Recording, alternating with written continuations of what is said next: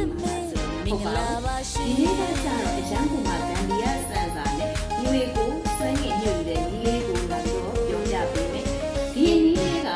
အစံလည်းမကုန်ဘူးကိုကြားစီလည်းတက်တာတဲ့ဝင်ငွေလည်းအများကြီးရစေတယ်ဒီလေးမို့လို့စနာကလာပြီးတော့မြောက်ပြီးဖြစ်ပါတယ်ဒါဆိုရင်နံပါတ်1အနေနဲ့ကျွေးပကံပြားလေးတစ်ချက်တော့လိုပါလိမ့်မယ်အဲ့ကျွေးပကံပြားလေးရဲ့အလဲမှာခါးလေးတစ်စုံကိုထည့်လိုက်ပါအဲ့ကျွေးပကံပြားလေးရဲ့အလဲမှာခါးလေးတစ်စုံကိုထည့်ပြီးဆိုလို့ရှိရင်အစမ်းရောင်ပြောင်းတိုင်လေးကိုခါးလေးရဲ့အလဲမှာ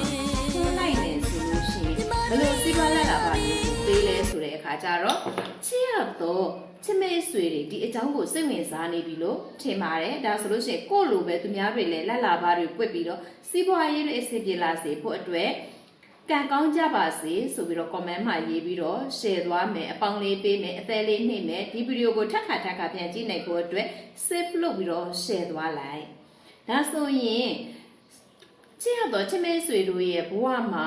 ဈေးရောင်းဈေးဝယ်မကောင်းဘူးကိုရောင်းကိုဝယ်မကောင်းဘူးဆိုလို့ရှိရင်ဒီနည်းလေးကပတ်စံမကုန်ပဲနဲ့သုံးလို့ရပါတယ်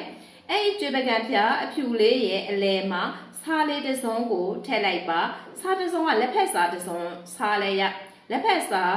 ဇွန်လေးနဲ့ထည့်လဲရတယ်ဟင်းစားဇွန်နဲ့ထည့်လို့လည်းရပါတယ်စားလေးတစ်စုံကိုထည့်အလဲတက်မှာပုံပြီးပြီဆိုလို့ရှိရင်အစိမ်းရောင်ပြောင်းတိုင်လေးကိုထုံးညှိပါထုံးညှိပြီးပြီဆိုလို့ရှိရင်ကိုဈေးရောင်းတဲ့ကောင်တာတွေရှိမယ်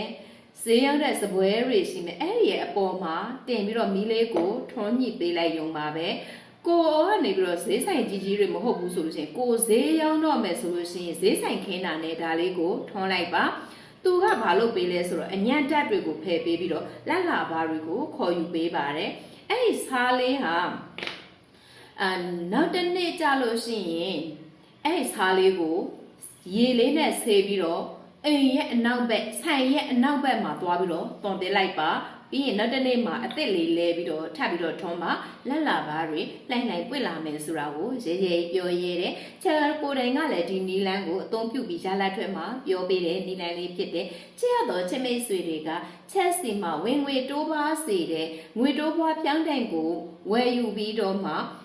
ဒီနီလန်းကိုအသုံးပြုခြင်းနဲ့ဆိုလို့ရှိရင်တော့ချက်ခဲစတီရဲ့3999535456သို့မဟုတ်89196396ကိုဆက်သွယ်ပြီးတော့ငွေတိုးပွားပြိုင်နိုင်လေးတွေမှာယူလို့ရ